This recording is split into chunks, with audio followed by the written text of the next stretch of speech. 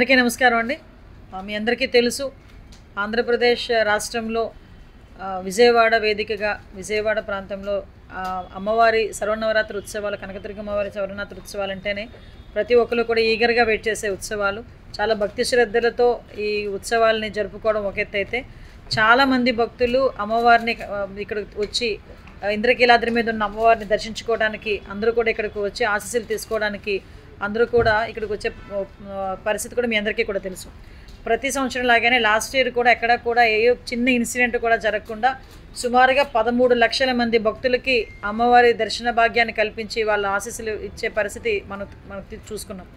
Last 13 లక్షల మంది వచ్చిన భక్తులకి కూడా ఎక్కడ కూడా ఎటువంటి ఇబ్బందులు కలగకుండా వాళ్ళందరికీ కూడా అన్ని రకాల సౌకర్యాలు కూడా కల్పిస్తూ అమ్మవారిని దర్శనం చేసుకొని తీర్థప్రసాదాలతో వాళ్ళు క్షేమంగా ఇంట్లోకి వెళ్ళే విధంగా కూడా ఆ రోజు ప్రభుత్వ యంత్రాంగం అంతా పనిచేయడం అన్నది మీ అందరికీ తెలుసు. మళ్ళీ తిరిగి ఈరోజు నవరాత్రి ఉత్సవాలు అక్టోబర్ 22వ తారీఖు, సెప్టెంబర్ 22వ తారీఖు నుంచి అక్టోబర్ 2వ తారీఖు వరకు జరగబోయే ఈ శరన్నవరాత్రి ఉత్సవాలకి కూడా ఈ రోజుకి ఎండోమెంట్ డిపార్ట్మెంట్, అదేవిధంగా కలెక్టర్ గారు, సిపి గారు, అదేవిధంగా లోకల్ ప్రజాప్రతినిధులు, ఎంపీ గారు అందరూ కలిపి దగ్గర 4 మీటింగ్ల వరకు ఈరోజు ఇది 4వ మీటింగ్. ఆల్మోస్ట్ ఒక 3 మీటింగ్ల వరకు జరుపుకొని ఇది 4వ మీటింగ్లో కూడా ఎక్కడెక్కడ ఎలాంటి కార్యక్రమాలు చేపట్టాలి, ఏ విధంగా అయితే సామాన్య భక్తులకి అమ్మవారి దర్శన భాగ్యం కలిగించవచ్చు, ఎంతమంది ఎక్కువ సామాన్య భక్తులకి దర్శన భాగ్యం కలిగించాలన్న ఒకే ఒక ఎజెండాతో ఈరోజు ప్రభుత్వ యంత్రాంగం అంతా పనిచేయడం అనేది నిజంగా ఒక శుభపరిణామం కింద భావించాలి. ఎందుకంటే ఈరోజు సామాన్య భక్తుల తాలూకా కంఫర్ట్ దర్శనమే మెయిన్ ఎజెండాగా బేస్ చేసుకున్నాం. ఈరోజు అది దర్శనం అంటే వచ్చి ఇలా తోసేసి వెళ్ళిపోయి ఇమీడియట్గా చేసే పరిస్థితి కాకుండా వచ్చిన ప్రతి భక్తుడు కూడా తృప్తిగా అమ్మవారి దర్శనం చేసుకుని ప్రశాంతంగా క్షేమంగా తిరిగి వాళ్ళ ఇళ్ళకి చేరుకునేటట్టుగా వెళ్ళాలి. అదేవిధంగా మీ అందరికీ తెలుసు, సుమారుగా లాస్ట్ టైమే 13 లక్షల మంది భక్తులు అంటే ఈ సంవత్సరం మేము వేసుకున్నది కదా 15 లక్షలకి పైన ఈరోజు భక్తులందరూ కూడా వస్తారన్న ఆలోచన ఉంది. అదేవిధంగా కొంతమంది మహిళా భక్తులు కూడా ఎక్కువ మంది పెరుగుతారు అన్న ఆలోచన కూడా ఉంది. దానికి తగ్గట్టుగా ఈరోజు అన్ని సౌకర్యాలు ఏర్పాటు చేయడం, భద్రతకు సంబంధించి కానీ అడ్మినిస్ట్రేషన్కి సంబంధించి కానీ అన్ని సౌకర్యాలు కల్పించడం, దాని మీద ప్రత్యేకమైన దృష్టి పెట్టడం జరిగింది. సుమారుగా 4500 మంది పోలీస్ డిపార్ట్మెంట్ వాళ్ళు ఈరోజు ఇక్కడ డిప్లాయ్ అయ్యి ఈ 11 రోజుల కార్యక్రమాలు కూడా పర్యవేక్షించుకోవడం. అదేవిధంగా దగ్గర ఇంతకుముందు మాకు పోలీస్ కమిషనరేట్లో, విజయవాడ కమిషనరేట్లో లాస్ట్ టైం నాకు తెలిసి హార్డ్లీ ఒక 500 కెమెరాస్ ఇంచుమించు పెట్టాం. ఈరోజు కెమెరాస్ పెట్టడానికి మా దగ్గర విజయవాడ వాసులు లాంటి వాళ్ళందరూ ఉండటం వల్ల, చాలామంది ఉండటం వల్ల అరౌండ్ దగ్గర 10,000 కెమెరాలు కూడా ఈరోజు మా దగ్గర అందుబాటులో ఉన్నాయి.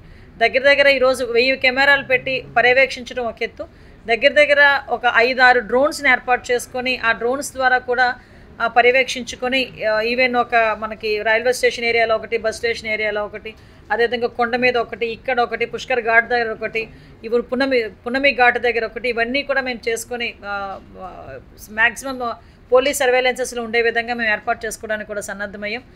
ఓవరాల్గా ఈవెన్ దో లాస్ట్ టైం ఏదైతే వాష్రూమ్స్ కానీ ఇవన్నీ టాయిలెట్స్ కానీ పెట్టామో దానికన్నిటికీ డబల్ ఈరోజు ఏర్పాటు చేసే పరిస్థితి కూడా కనిపిస్తూ ఉంది.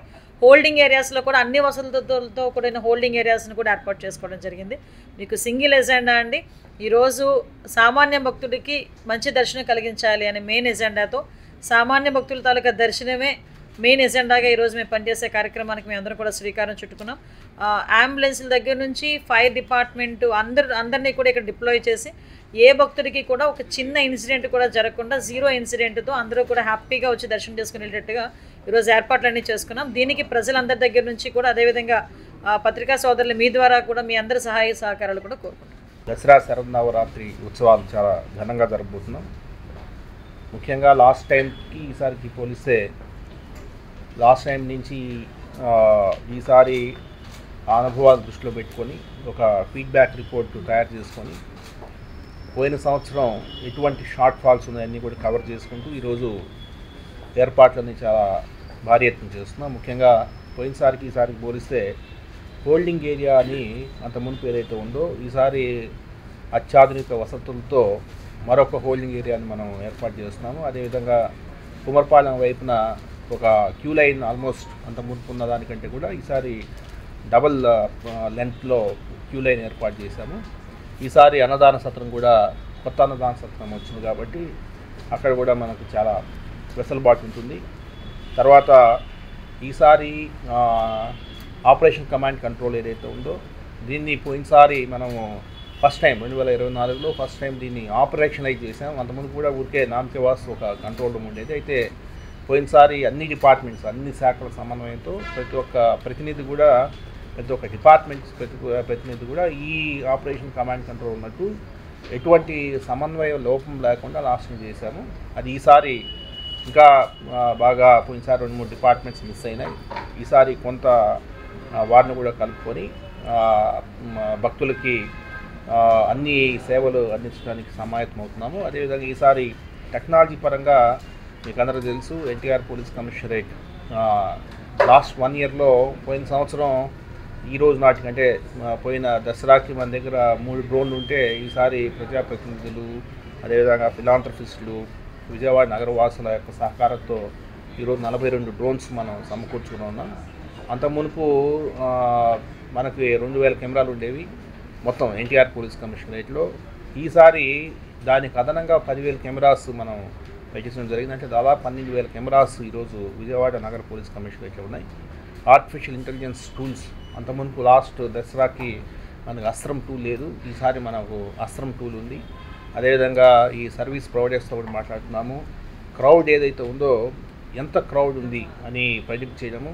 సో దాన్ని బట్టి మనము దర్శన్ టైమింగ్ కూడా ఈసారి ముందే ప్రెడిక్షన్ ఇవ్వడానికి మనం ప్రయత్నాలు చేస్తున్నాము. అదేవిధంగా రైల్వే స్టేషన్, సో రైల్వేస్ నుంచి ఎంత భక్తులు ఎలాగ ఫీడ్ అవుతున్నారు, అదేవిధంగా బస్ స్టేషన్ నుంచి ఎంత ఫీడ్ అవుతున్నారు, సో ఇటువంటి డేటాను కూడా ఈ కమాండ్ కంట్రోల్కి ఇంటిగ్రేట్ చేయాలని చూస్తున్నాము.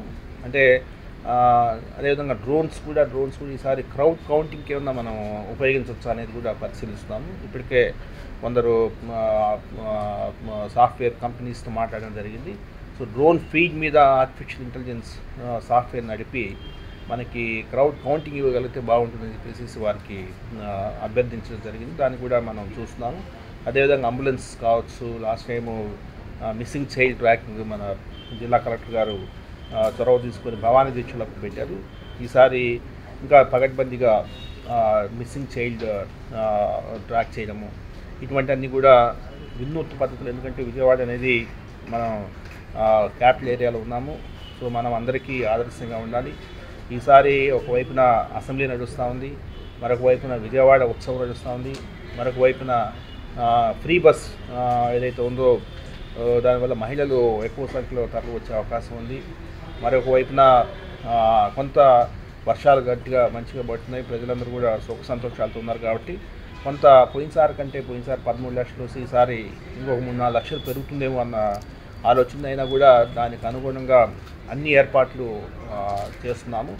సో కొంత ఇన్ఫ్రాస్ట్రక్చర్ వైజ్ కూడా దేవస్థానం వాళ్ళు ఈసారి చాలా కొన్ని న్యూ ఇన్ఫ్రాస్ట్రక్చర్ తీసుకురావడం జరిగింది. ముఖ్యంగా ఓం టర్నింగ్ దగ్గర ఒక పెద్ద గేట్ వారు ఏర్పాటు చేయడం జరిగింది. ఇవన్నీ కూడా లాస్ట్ టైం ఉన్న మనకు షార్ట్ ఫాల్స్ ఏదైతే ఉన్నాయో వాటిని దృష్టిలో పెట్టుకొని మరి ఎక్కువ బర్డెన్ అయినా కూడా దేవస్థానం వారికి భక్తుల భద్రత దృష్ట్యా వారు చాలా ఈసారి క్యూ లైన్స్ కానీ అందులో కూడా మనకు చాలా మంచి క్యూ లైన్స్ ఈసారి వారు ఏర్పాటు చేశారు. హోల్డింగ్ ఏరియా కూడా మున్సిపల్ ఆఫీస్ కాంప్లెక్స్ వెనకాల దాదాపు ఇంకొక 7-8 వేలు పట్టేట్టు ఇంకొక న్యూ హోల్డింగ్ ఏరియా కూడా ఏర్పాటు చేయడం జరిగింది. కొంత పోయినసారికి ఈసారికి ఎందుకంటే మనము ఒక ప్లానింగ్లో ఇంత పెద్ద ఎత్తున భక్తులు వస్తున్నప్పుడు ప్లానింగ్లో పకడ్బందీగా ఉండాలనే ఉద్దేశంతో ఈసారి పోలీస్ శాఖ కూడా ఈ డిప్లాయ్మెంట్ యాప్ అనే application first time NTR police కమిషనరేట్లో వాస్తవానికి దేశంలో ఎక్కడా లేదు. ఫస్ట్ టైం మనము ఈ డిప్లాయ్మెంట్ యాప్ను ఉపయోగించి దాని ద్వారా పోలీస్ పర్సనల్కి మనము డ్యూటీస్ అలాట్ చేయడం జరుగుతుంది. అది కూడా ఆర్టిఫిషియల్ ఇంటెలిజెన్స్ బేస్డ్ టూల్ని మనము అప్లికేషన్ ఉపయోగిస్తూ మనము ముందుకు పోతున్నాము. ఈసారి ఖచ్చితంగా ఎటువంటి పరిస్థితుల్లో ముఖ్యంగా ఇప్పుడే గౌరవ హోంశాఖ మంత్రి చెప్పారు, ఎక్కువ ఉమెన్ పోలీస్ని ఎక్కువ పెట్టమని చెప్పేసి వారు చెప్పడం జరిగింది. సో జిల్లా కలెక్టర్ గారితో కూడా మాట్లాడడం జరిగింది. మహిళా పోలీస్ సేవలను కూడా మనము ఈసారి ఉపయోగించుకోవాల్సిన అవసరం ఉంది. అదేవిధంగా కొంత జిల్లా ఎస్పీస్ కూడా వాళ్ళని కూడా మనము రిక్వెస్ట్ చేయడం జరిగింది. మంచి అంటే ఎక్కువ పోలీస్ పర్సనల్ ఎక్కువ ఏజ్డ్ పోలీస్ పర్సన్ కాకుండా కొంత యాక్టివ్గా ఉన్న పోలీస్ పర్సనల్ని ఈసారి పంపించమని వారిని అభ్యర్థించడం జరిగింది. ఈసారి బెల్ హెల్లర్స్ కానీ, రోప్స్ కానీ, డ్రాగన్ లైట్స్ కానీ ఈ విధంగా ఇన్ఫ్రాస్ట్రక్చర్ వైజు చాలా భారీ ఎత్తున ప్రొక్యూర్ చేసుకున్నాము. ఈసారి అందరికీ సంతృప్తి పరిచే రీతిలో కొంత, ఎందుకంటే ప్రతి సంవత్సరం కూడా ట్రాఫిక్ అనేది ఒక ఇష్యూ అవుతూ ఉంటుంది. ట్రాఫిక్ మమ్మల్ని అక్కడ ఆపారు, ఇక్కడ ఆపారని. సో డైనమిక్గా ట్రాఫిక్ని మేనేజ్ చేస్తూ ప్రజలకు అసౌకర్యం లేకుండా చేయడానికి అన్ని విధాల చర్యలు తీసుకుంటాము. ఖచ్చితంగా పోయినసారి కంటే కూడా చాలా ఘనంగా, చాలా ప్రజలు మెచ్చే రీతిలో పోలీస్ శాఖ పనిచేస్తుందని చెప్పి హామీ ఇస్తున్నాం. Thank you.